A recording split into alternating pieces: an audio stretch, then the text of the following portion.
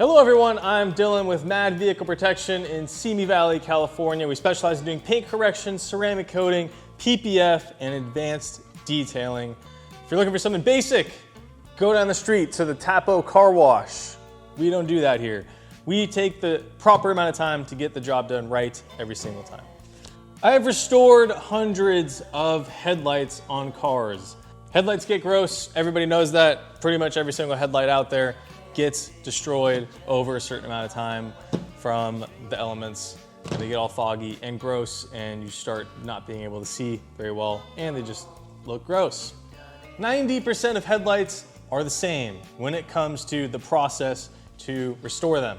Doesn't mean every headlight has the same curvature and accessibility and simpleness to it, but when it comes to removing that yellow grossness from it, it's pretty simple. First step, I would highly recommend doing this before you wash the car because there's a lot of disgustingness coming off of that headlight and it runs down the car. And if you do a certain process that we're gonna go into, it could fling all over the car, and that's not what you want. So do this before you wash it. I would recommend wiping down the panel around the headlight and also the headlight itself, making sure that it's clean. Honestly, you could leave the bug guts that are on there. It's not gonna make a difference because we're gonna go in with sandpaper. Sandpaper is a lot more aggressive than a clay bar, and a clay bar is what you would do to remove those bugs, or use a bug spray. Anyway, you can leave those bug splatters on there, but wipe it down, and then I would grab some tape. This is automotive tape by 3M. Use this on the surrounding edges of the headlight. Obviously don't cover the headlight with this, but use this on the paint, use this on any seals that are around it, rubber, hood piece, whatever you can, because you're gonna be using sandpaper and you don't want that sandpaper to get on any sort of rubber surface. So this is gonna protect against that. And this is also going to help a lot when using your polisher on it, because you do need to use a polisher. You cannot remove sanding scratches with your hand. I'm sorry. If you really think you can, you're actually not removing them all, guaranteed. After you are taped up, you're gonna go into using the sandpaper. This is the step where a lot of confusion happens.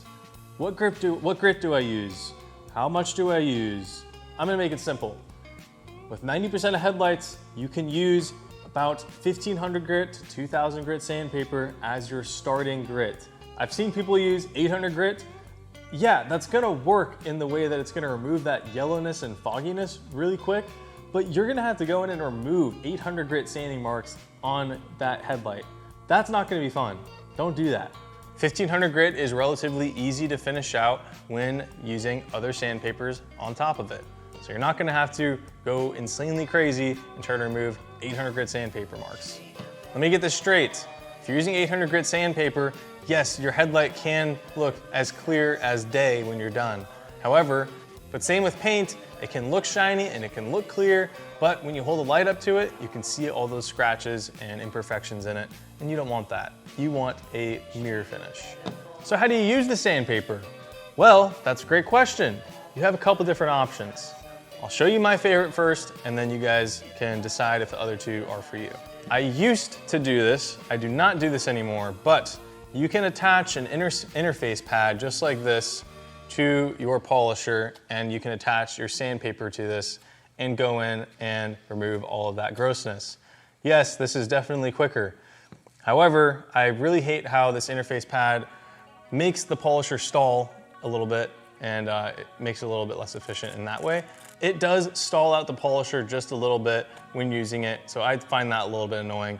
But my personal favorite is gonna be using a sanding block or a palm sander, because these create a really even finish. You have full control over it. It's not spinning really fast like a polisher will, and you can really get over every single inch of that headlight using this. With a polisher, it's gonna be some areas that are really tough to get to, especially on headlights that are kind of tucked into some recessed areas. But this gives you the most even finish in my opinion, so I do recommend these. This is KXK Dynamics Rid Sticks. These are awesome. I use these on a weekly basis. I use them all the time. Also, this is Griot's Garage. I believe this is a 3-inch palm sander. Super helpful. Now that you know how to use a sandpaper, let's get to work. You're gonna go in with that 1000 grit sandpaper on one of these two sanding pads or blocks until that yellowness comes off, until you stop seeing that yellow grossness run off of the headlights. That is when I know when to stop with the 1500 grit, because now at that point, all of that grossness is gone. Now it's just down to refinement. You were just gonna try to remove those scratches that the first initial sandpaper is going to put in. So the next steps are going to be using some finer sandpaper. So the next step that I usually use, so I go from 1500 to then 2000, which isn't a huge step up, but that's just what I do. 1500 to 2000, and then after that we go to 3000, and that is when I hop on to the polisher, which we will go on to next. But going in with that next step up, which honestly you can mess around with that. You can try 2500 grit if you wanted to. You could try 3500 grit. I have never even used either of those grits, but it's an option. It's not like it's a do or die if you use a certain grit, if you don't use a certain grit. The key is to make sure that you are finishing it out and refining it to the finest grit possible and do it evenly. After you have decided if you wanted to finish out with 3000 or 5000 grit sandpaper, you step up to your polisher. The polisher of choice for me is going to be this. This is a rotary polisher. Rotary polishers remove sanding marks extremely fast. This is definitely my favorite when it comes to headlight restorations. And with a headlight, it doesn't really heat up nearly as fast. It's a little bit safer to use a rotary polisher, as long as you're not stupid with it. But this is gonna remove sanding scratches a lot faster. Highly recommend it if you are somebody who's comfortable using it. This can still burn through that headlight though, so be careful. And if you touch the paint with it, that's a different story. That can also cause some issues. So maybe stick away with this if you've never used a polisher before. You could use something like these two. These two are great. This is the Flex PX80, I believe. PXE80 polisher. This is great for headlights. Only problem is it's a 3-inch, and there's definitely headlights out there where you're not able to reach into certain areas with that 3-inch because it's recessed or it's got some complexity to it. There's just areas you can't reach. Next up, you could also use something like this. This is a Max Shine 2-inch polisher, mini cordless polisher. It's great. I like this thing. If you're really just going in and trying to, I don't know, let's say you're doing your headlight restoration once every 2 years, this is definitely an affordable machine to get, and it's definitely solid for that. You're definitely gonna have to spend a bit more time with these two opposed to the rotary polisher to remove those sanding marks. So you're gonna go in with something, let me get it.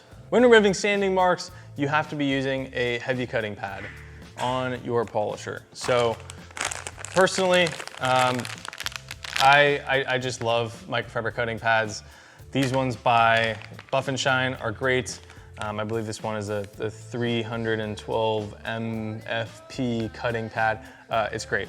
It works really well for removing sanding marks. You still do have to go over it a decent amount compared to rotary polisher, but you're still gonna be able to remove those. And then after that, you're gonna leave a little bit of haze behind with this product. And then I highly recommend going in with a final polishing pad. These are two recommendations that I would recommend to get for that final refinement. You can definitely swap out this compound for any other heavy cutting compound. I really like this stuff and it's great. CarPro. Anything by CarPro, Gion, Menzerna, Coach Kimi, Kakimi, however you say that. It's Swedish, I think. Just pick a compound, use it with this pad. It's gonna work great. Use any sort of polish with this pad and it's gonna work great as well. Don't be too picky. Pick from those brands. Those are great. And that is how you restore a headlight. After you go through that entire process, you are going to be left with a crystal clear lens. Yes, there are going to be, possibly, if the headlight is older, there's gonna be some minor cracking underneath the surface, which is unfortunately not something we are able to take care of. This is something that is under the lens itself. It's a permanent damage type of thing. You can't do anything about it. It happens over time. And the next step, after you have made your headlight look perfect, just like your paint work, you want to protect it because you want it to last. You don't want to have to do this headlight restoration once per year, because that's honestly what it takes if you don't have any protection on there. Using a ceramic coating is an option. I just don't think it's a great option. I have used ceramic coatings on headlights before, after a headlight restoration. It just doesn't last all that long. I've seen about 1.5 years or 2 years of longevity from that, and I can almost guarantee it still has hazed over just a little bit, and you're just not able to really tell as much. But that is not the best option. The best options, in my opinion, to protect that headlight after you have done this thorough process is going to be using either PPF. You can either do a tint PPF or clear PPF. Both are great options. Tint is awesome because it just looks kind of cool if you do it right. And you're also gonna get that protection. Clear PPF, it's gonna look like you don't have anything on your headlight, and it's gonna be protected against rock chips and all that oxidation and haziness. Lastly, you can also apply a clear coat to those headlights. They sell clear coats that you can just apply on an applicator pad, brush it over that headlight, and now you just clear coated your headlight. It's super easy to do. I don't really love that because I personally like PPF, but you do you. Both of them are great options. They absolutely work. And I really hope this video helped you guys simplify your headlight restoration. I realize I may have gone a little bit too in depth on some of these things, but this is as simple as you're gonna get it to get you the best result possible. There are other people that might say even less than this, but I can guarantee you there's gonna be scratches left behind. I can guarantee you there's going to be some haziness or whatever left behind. This is the process I use. I've used it for years and it works. Mad vehicle protection, precise results driven by the right process. I will see you guys in the next one. Let me know if this video helped you guys out or if it was too confusing and it wasn't even simple at all. Peace.